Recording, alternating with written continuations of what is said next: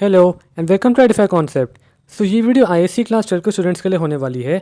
इस वीडियो में हम बात करेंगे इंग्लिश लिटरेचर की, पर्टिकुलरली मैकबेथ की। आज हम देखेंगे कि मैकबेथ में ऐसी क्या चीज़ें हैं जो कि आपको पढ़नी चाहिए ताकि आपका एग्ज़ाम काफ़ी अच्छा हो। तो देखो, मैकबेथ को आपको दो तरीके से पढ़ना चाहिए, एक तो सीन वाइज और दूसरा ओवरऑल। ओवरऑल मतलब आपको कुछ ऐसे क्वेश्चन की प्रिपरेशन करनी है जिनके आंसर्स लिखने के लिए आपको पूरे प्ले में अलग अलग सीन से रेफरेंसेस लेने हैं। अभी मैं आपको आगे एग्जांपल दूंगा तो आपको ज़्यादा बेटर समझ में आएगा। पहले तो जस्ट यूजुअल वे है पर सीन, यानी आप सीन वाइज कैसे मैकबेथ को पढ़ोगे। देखो, पहली चीज़ आपको हर सीन की लोकेशन याद होनी चाहिए कि मैकबेथ का हर एक सीन कहाँ पे सेट है। तो हर एक सीन की लोकेशन याद रखना। देन सीन को समझने के लिए आप उस सीन का पैराफ्रेज पढ़ सकते हो, जो कि आपको वर्क बुक्स में या फिर ऑनलाइन भी मिल जाएगा। जैसे अगर किसी सीन में आपको कोई वर्ड इंपॉर्टेंट लगता है तो उसका मीनिंग आपको याद होना चाहिए। नेक्स्ट चीज़ है पर्पस ऑफ द सीन। आपको हर सीन का पर्पस पता होना चाहिए। जैसे फॉर एग्जांपल मैकबेथ के एक्ट 1 सीन 1 का पर्पस था ड्रामा के टोन को सेट करना। तो इसी तरह मैकबेथ में ऑलमोस्ट हर सीन का कोई ना कोई पर्पस है।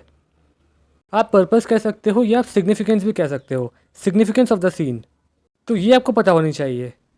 देन अगर किसी सीन में किसी इंपॉर्टेंट लिटरेरी डिवाइस का यूज़ हुआ है तो वो भी आपको पता होना चाहिए। जैसे मैकबेथ में कई सीन्स में ड्रामेटिक आयरनी का बहुत ज़्यादा यूज़ है। तो जैसे अगर आप कोई पर्टिकुलर सीन पढ़ रहे हो और उस सीन में कोई फिगर ऑफ स्पीच यूज है, जैसे फॉर एग्जांपल ड्रामेटिक आयरनी, तो उस पर्टिकुलर सीन के रेफरेंस में आपको वो फिगर ऑफ स्पीच याद कर लेनी है। जैसे फॉर एग्जांपल अगर आपके सामने कोई 10 मार्क्स का क्वेश्चन आया, describe the use of dramatic irony in Macbeth. अब इस तरह के क्वेश्चन का आंसर लिखने के लिए आपको पूरे प्ले मैकबेथ या पर्टिकुलरली एक्ट 3, एक्ट 4 और एक्ट 5 जो हमारे 12th के सिलेबस में है से ड्रामेटिक आयरनी के एग्जाम्पल्स लेने होंगे, रेफरेंसेस लेने होंगे। इसलिए जब भी आप कोई सीन पढ़ रहे हो, अगर उसमें कोई फिगर ऑफ स्पीच यूज्ड है तो उसको याद कर लेना। और अगर क्वालिटी हाईलाइटेड है किसी पर्टिकुलर कैरेक्टर की तो उसको याद कर लेना। देन अगर किसी सीन में कोई थीम हाईलाइटेड है तो उस थीम को याद कर लेना। जैसे फॉर एग्जांपल मैकबेथ की एक सेंट्रल थीम है अपीयरेंस वर्सेस रियलिटी, और मैकबेथ में कई सीन्स हैं जो कि इस थीम को हाईलाइट करते हैं।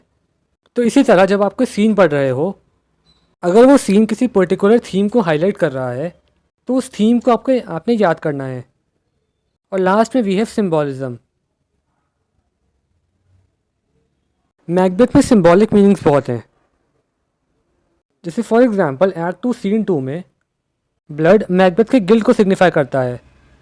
इसी तरह मैकबेथ में काफ़ी सिंबल्स हैं। तो जब आप कोई सीन पढ़ रहे हो, अगर उसमें कोई सिंबल यूज है तो वो आपको याद करना है। तो ये तो था यूजुअल तरीका मैकबेथ को पढ़ने का, यानी सीन वाइज। अब हम देखते हैं कि वो लेंदी क्वेश्चंस के लिए कैसे पढ़ना है। देखो, जनरली जब 10 मार्क्स का क्वेश्चन आता है तो वो किसी एक सीन से नहीं आता, वो या तो किसी एक एक्ट से आएगा या वो क्वेश्चन ऐसा होगा जिसमें आपको मैकबेथ की पूरी इन्फॉर्मेशन चाहिए उस क्वेश्चन को आंसर करने के लिए। यानी आपको पूरे प्ले के बारे में पता होना चाहिए फ्रॉम एक्ट 1 टू एक्ट 5 उस पर्टिकुलर क्वेश्चन को आंसर करने के लिए। और ऐसे क्वेश्चन की प्रिपरेशन के लिए हमें मैकबेथ को एक दूसरे स्टाइल में पढ़ना होता है, जिसमें हमें सारे एक्ट्स की इन्फॉर्मेशन और रेफरेंसेस को कंबाइन करना है। जैसे फॉर एग्जांपल आपसे 10 मार्क्स से पूछ सकते हैं कि मैकबेथ में अपीयरेंस वर्सेस रियलिटी के थीम को हाईलाइट करो।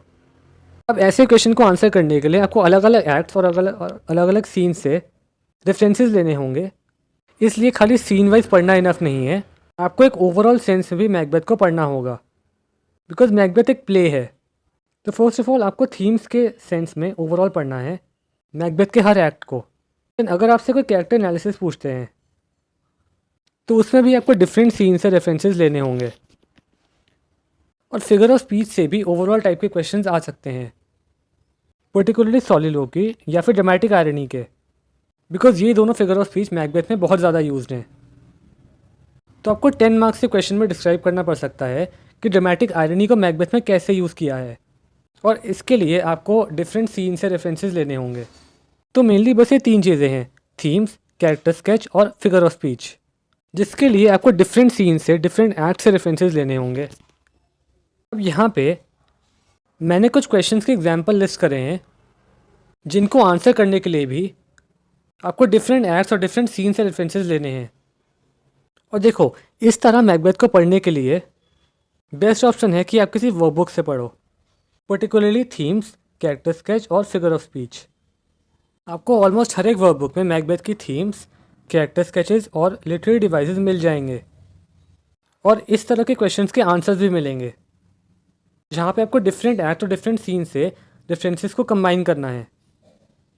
एंड ये याद रखना कि इस टाइप का क्वेश्चन जहाँ पे आपको डिफरेंट सीन्स में से रेफरेंसेस लेना है वो जनरली 10 मार्क्स में ही आएगा। और नॉर्मल क्वेश्चंस जो कि पर्टिकुलरली खाली एक सीन से हैं वो आपको जनरली 5 मार्क्स में मिलेंगे। और एमसीक्यूज में सो मैकबेथ को आपको 2 वेज में पढ़ना है और आप कोई भी अच्छी वर्कबुक यूज़ कर सकते हो ओवरऑल स्टाइल में पढ़ने के लिए। अगर आप खाली सीन वाइज पढ़ के जाओगे तो उस तरह के लेंदी क्वेश्चंस को आप आंसर नहीं कर पाओगे, जहाँ पे आपको अलग अलग सीन्स में से रेफरेंसेस लेने हैं। इसलिए उस टाइप के क्वेश्चंस की अलग से तैयारी करनी ज़रूरी है।